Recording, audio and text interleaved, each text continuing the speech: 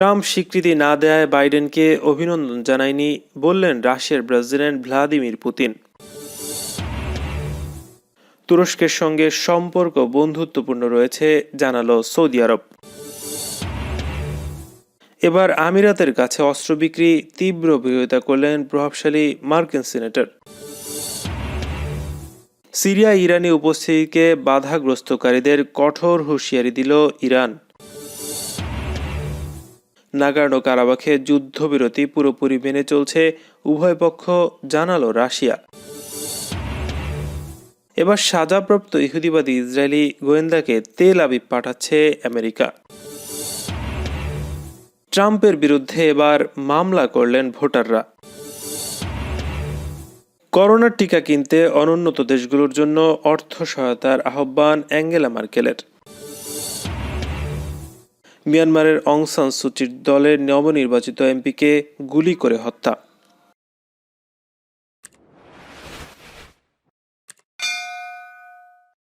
নবনির্বাচিত মার্কিন president Joe বাইডেনকে এখনও অভিনন্দন না জানানোর কারণ জানিয়েছেন রাশিয়ার প্রেসিডেন্ট ভ্লাদিমির পুতিন।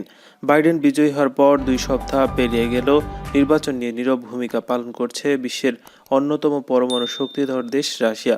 রোববার রাশিয়ার রাষ্ট্রীয় টেলিভিশন বলছে, ট্রাম্প এখনও বাইডেনকে বিজয়ী হওয়ার স্বীকৃতি দেননি।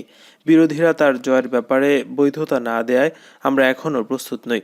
বিরোধী পক্ষ তাকে প্রেসিডেন্ট হিসেবে স্বীকৃতি দেয়নি, তার জয়ের বিষয়টি স্বীকার করেনি। পুতিন বলেন, যুক্তরাষ্ট্রের জনগণের আস্থা রয়েছে এমন যে কারোর সাথে আমরা কাজ করব, কিন্তু সেই বিশ্বাস কেবল এমন প্রার্থীর ওপর রাখা যায় যার বিজয়ী বিরোধী পক্ষ দ্বারা স্বীকৃত হয়েছে, অথবা নির্বাচনের ফলাফল বৈধ এবং আইনি উপায়ে নিশ্চিত হওয়ার পর। তিনি বলেন, বাইডেনকে অভিনন্দন না জানানোর সিদ্ধান্তটি একটি আনুষ্ঠানিকতা, এর পেছনে অন্য কোনো সুপ্ত উদ্দেশ্য নেই। 2016 সালে ট্রাম্প যুক্তরাষ্ট্রের প্রেসিডেন্ট নির্বাচিত হওয়ার পর তাৎক্ষণিক তাকে অভিনন্দন জানিয়েছিলেন পুতিন। ট্রাম্পের ক্ষমতায় আসার পেছনে পুতিনের হাত রয়েছে বলে অনেকে মনে করে থাকে। অন্যদিকে মস্কোর সমালোচক বাইডেন নির্বাচনের কয়েকদিন আগেও রাশিয়ার নাম নিয়ে দেশটিকে যুক্তরাষ্ট্রের জন্য সবচেয়ে বড় হুমকি বলে চিহ্নিত করে।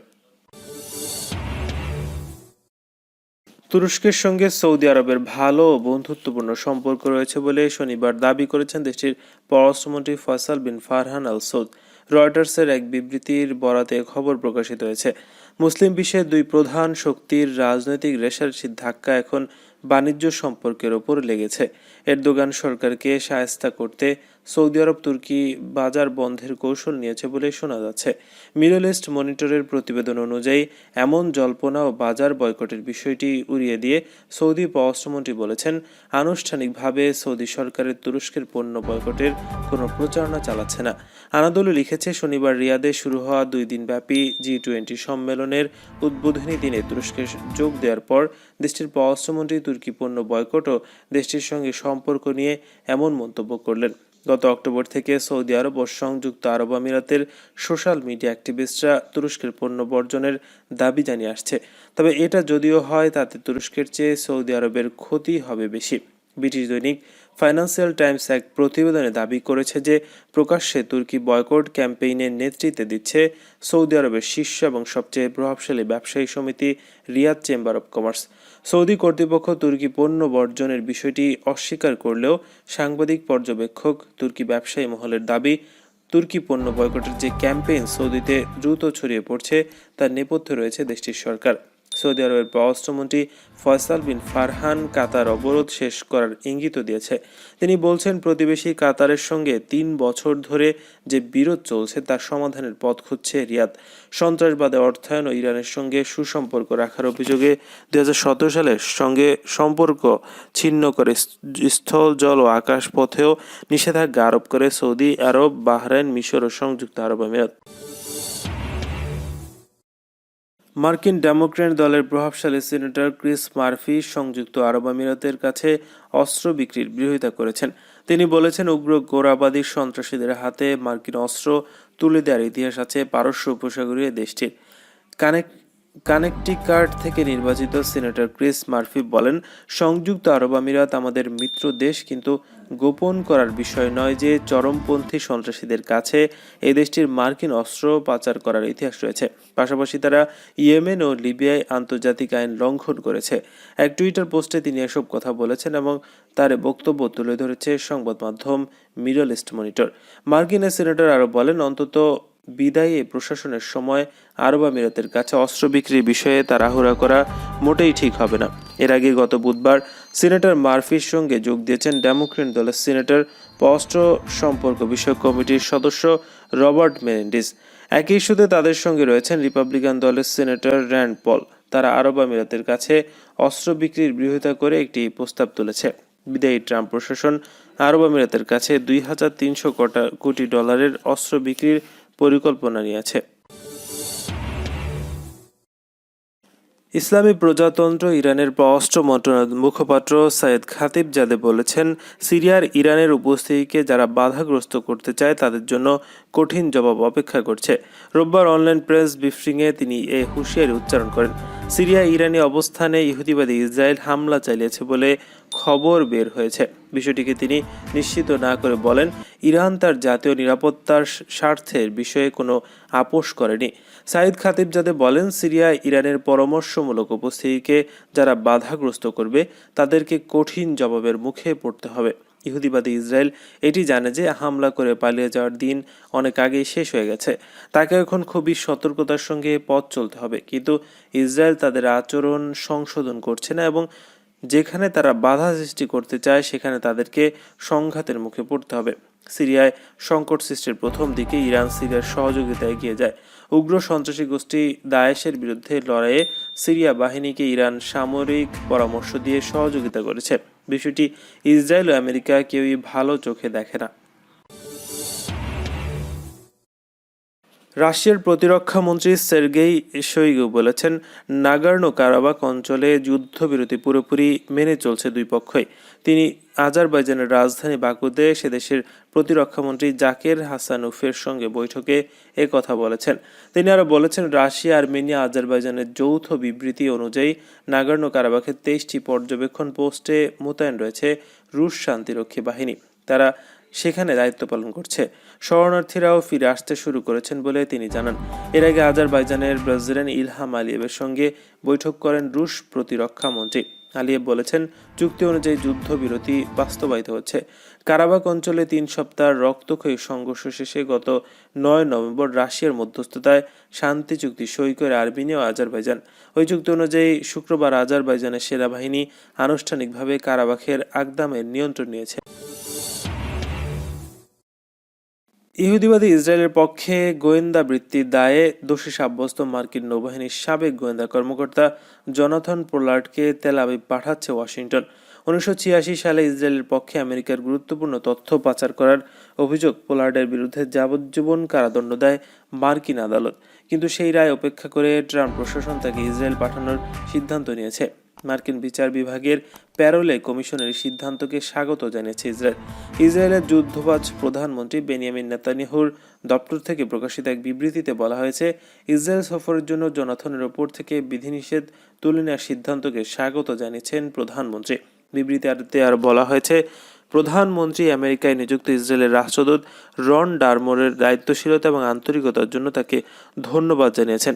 শিগগিরই পোলার্ডকে ইসরায়েলে দেখা যাবে বলে প্রধানমন্ত্রী আশা করেছেন। ইসরায়েলে আরও কয়েকজন কর্মকর্তা বলেছেন, জোনাথন পোলার্ডকে মুক্তি দেওয়ার কারণে তাকে ও তার পরিবারকে এখন ইসরায়েলে স্বাগত জানাতে আর কোনো বাধা থাকবে না। যুক্তরাষ্ট্রের সদ্য সমাপ্ত ব্রাজিলের নির্বাচনের ফলাফল অনুমোদনে বাধা দেয় প্রেসিডেন্ট ডোনাল্ড ট্রাম্পের বিরুদ্ধে এবার মামলা করেছেন ভোটাররা। এছাড়া নির্বাচনের ফলাফল উল্টে দিতে ট্রাম্পের করা মামলাগুলো একের পর এক খারিজ হয়ে যাচ্ছে। মিশিগান অঙ্গরাজ্যে নির্বাচনের ফলাফল অনুমোদনে বারবার বাধা দেয় ওয়াশিংটন ডিসির ফেডারেল জেলা আদালতে ট্রাম্পের বিরুদ্ধে মামলা করা হয়। শুক্রবার মিশিগান রাজ্যের ডেট্রয়েট শহরে 3 জন কৃষ্ণাঙ্গ ভোটার মামলাটি করেছেন।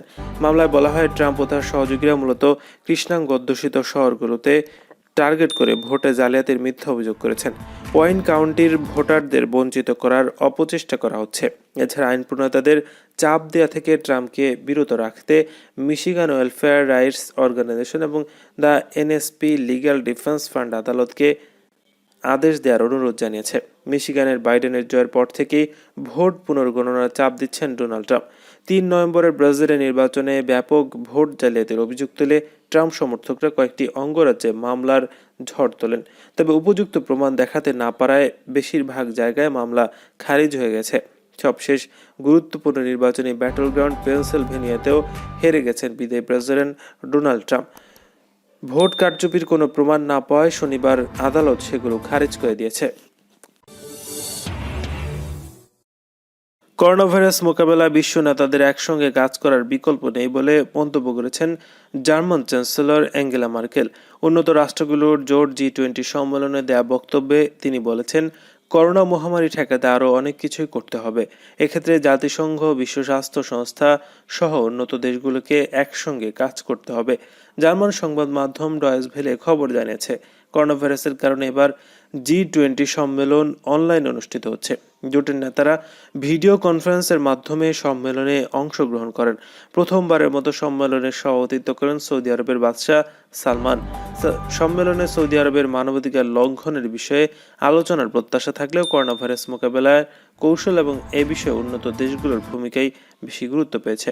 সম্মেলনের করোনা পরিস্থিতি মোকাবেলায় G20 নেতাদের কাছে $4.5 বিলিয়ন চেয়েছে ইউরোপীয় ইউনিয়ন। এর আগে G20 সম্মেলনে সৌদি আরবের মানবাধিকার লঙ্ঘনের বিষয়ে আলোচনায় আনার দাবি জানিয়ে অনলাইন ফোরামের আয়োজন করেন মানবাধিকার কর্মীরা। সাংবাদিক জামাল খাশোগি হত্যা সহ সৌদি আরবের মানবাধিকার লঙ্ঘনের অন্যান্য বিষয়গুলো আলোচনায় আনার দাবি জানিয়েছিল তারা। সম্মেলনে দেওয়া বক্তৃতায় ফ্রান্সের প্রেসিডেন্ট ইমানুয়েল ম্যাক্রো বলেন, কোটি কোটি মানুষের জীবন হুমকির মুখে এ পরিস্থিতিতে সামলাতে প্রয়োজন আন্তর্জাতিক ঐক্য এবং সদিচ্ছা। মিয়ানমারের ক্ষমতাসীন দল এনএলডির নবনির্বাচিত এমপি হতি জাওয়াকে গুলি করে হত্যা করেছে বন্দুকধারীরা। শনিবার শান রাজ্যে তাকে দোকানের সামনে গুলি করে অজ্ঞাত বন্দুকধারী। হামলাকারীকে শনাক্ত করতে পারেনি আইন শৃঙ্খলা রক্ষাকারী বাহিনী। এই ঘটনায় রোববার সচিব দলের পক্ষ থেকে নিন্দা জানানো হয়েছে। এটিকে রাজনৈতিক সহিংসতা বলে উল্লেখ করা হয়েছে। দলের মুখপাত্র মিও নান্ত জানিয়েছেন, কাওকমি শহরে বাড়ির পাশে একটি দোকান পরিচালনা করতেন নবনির্বাচিত সংসদ সদস্য। সেই দোকানের সামনে তাকে গুলি করে হত্যা করা হয়। মিও বলেন, একজন গ্রাহক আসায় তিনি দোকানের বাইরে গিয়েছিলেন, ওই গ্রাহকই তাকে গুলি করে। আমরা সহিংসতার নিন্দা জানাই, বিশেষ করে রাজনীতির সঙ্গে সংশ্লিষ্ট সহিংসতা, যা ভবিষ্যতের জন্য খারাপ। মিয়ানমার টাইমস জানিয়েছে, মোটরসাইকেলে 2 অজ্ঞাত ব্যক্তি তার দোকানের সামনে এসে পৌঁছায়। এ সময় একজন সংসদ সদস্যকে গুলি তার বুকের ডান পাশে লাগিয়ে তাকে উদ্ধার করে জেলা হাসপাতালে নেওয়ার পথে মারা যান তিনি। গত 8 নভেম্বর মিয়ানমারের সাধারণ নির্বাচন অনুষ্ঠিত হয়েছে। সেই নির্বাচনে 50 বছর বয়সী জাও জয়লাভ করেন। এছাড়া এই নির্বাচনে বিপুল ভোটে জয় পায় অং সান সুচির দল ন্যাশনাল লীগ ফর ডেমোক্রেসি। দেশটির সেনা সমর্থিত বিরোধী দল অবশ্য পুনরায় নির্বাচন দাবি করেছে।